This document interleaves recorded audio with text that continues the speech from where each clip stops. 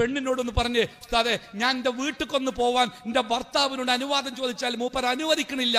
അപ്പൊ ഞാൻ അയാളോട് പറഞ്ഞു, എടോ എന്റെ ഭാര്യ വീട്ടിൽ പോകാൻ ചോദിച്ചൊന്ന് വിട്ടൂടെ, അത് ഉസ്താദെ ഓളെ വീട്ടിൽ ഭയങ്കര ഇടങ്ങേറാ, ഞോളും കുട്ടികളും പോയിട്ട് അവിടെ ഐറ്റങ്ങൾ ഇടങ്ങേറാക്കണ്ട എന്ന് വിചാരിച്ചാ ഞാൻ വിടാത്തത്. ഞാൻ ആ ഭാര്യയോട് പറഞ്ഞു, അത് എന്റെ വീട്ടിലെ ഇടങ്ങേറ് വിചാരിച്ചിട്ട് അവൻ വിടാത്തത്. അപ്പൊ ആ ഭാര്യ പറയണേ, ഉസ്താദെ വീട്ടിൽ ഇടക്കിടക്ക് ഞങ്ങൾ തമ്മിൽ ചില പ്രശ്നം ഉണ്ടാവും, ഭാര്യ ഭർത്താവും, അപ്പൊ എനിക്ക് വലിയ സങ്കടം ഉണ്ടാവും. അപ്പോഴാണ് ഞാൻ ചോദിക്കല്, അപ്പോഴാ എന്റെ അമ്മാനൊന്ന് പോയി കാണട്ടെ. എന്തിനാണ് ഉസ്താദെ, എത്ര പ്രയാസം ഉണ്ടെങ്കിലും ഞാൻ എന്റെ വീട്ടിലേക്ക് ചെല്ലുമ്പോ ഉച്ചക്ക് ശേഷം ചോറുന്നിട്ട് എന്റെ അമ്മാന്റെ മടിയിൽ തലവെച്ചൊരു കിടത്തുണ്ട്. ഉമ്മയുടെ ശുഷ്കിച്ച വിരലുകൾ കൊണ്ട് എന്റെ മുടിയിഴകൾ ഇങ്ങനെ തലോടിയിട്ട് ഉമ്മ ഇങ്ങനെ കിടക്കുമ്പോ ഞാൻ എന്റെ ജീവിതത്തിലെ പ്രയാസങ്ങൾ ഓരോന്നായി എന്റെ ഉമ്മയോട് കണ്ണീരോടെ പറയുമ്പോ എന്റെ ഉമ്മാന്റെ ഒരു സമാധാനിപ്പിക്കലുണ്ട്. സാരല്ല മോളെ, അങ്ങനെയൊക്കെ തന്നെയാണ്, എന്റെ ബാപ്പി അങ്ങനെ തന്നെ ഇനി, എന്നിട്ട് നമ്മളൊക്കെ അങ്ങനെ എത്തിയില്ലേ, അതുകൊണ്ട് മോള് ക്ഷമിച്ചളാ എന്ന് എന്റെ ഉമ്മ പറയുമ്പോ ഉസ്താദെ എന്റെ എല്ലാ സങ്കടം ഒലിച്ചു പോകും. അതുകൊണ്ടാ എനിക്ക് പ്രയാസം ഉണ്ടാകുമ്പോ ഞാൻ എന്റെ അമ്മാന്റെ അടുത്തൊന്ന് പോട്ടെ ചോദിക്കണേ.